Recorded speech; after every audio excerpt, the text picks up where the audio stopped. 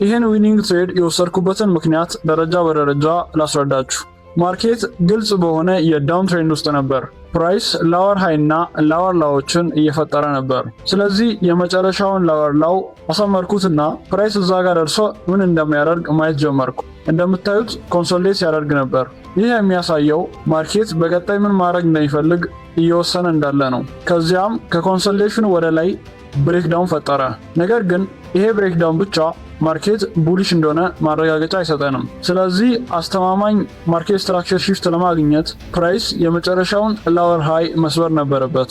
እንደምታዩት ፕራይስ ያን ላወር ሃይ ከፈጠረ በኋላ ግልጽ የሆነ ቡሊሽ ፌር ቫልዩ ጋፕም ሰጠኝ። ይህ ማርኬት ስትራክቸር ሺፍት ገዢዎች ማርኬቱን እንደተቆጣጠሩት የሚያሳይ ነው። ነገር ግን ማርኬቱን ማባረር አያስፈልገንም። ወደዚህ ፌር ቫልዩ ጋፕ እስከሚመጣ ድረስ ተረጋግቶ መጠበቅ እንጂ።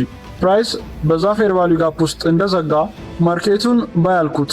እንደዚህ አይነት ሴታፖችን ለመረዳት የሚጠቅማችሁ ስማርት መኒ ኮንሴፕትን በደንብ መረዳትና መማር ነው። አይሲቲን እንደዚህ በቀላሉ መማር የምትፈልጉ ከሆነ በተጨማሪም የየቀኑን የቻርት አናላይዝ ማግኘት የምትፈልጉ ከሆነ ቴሌግራም ቻናላችንን ተቀላቀሉ።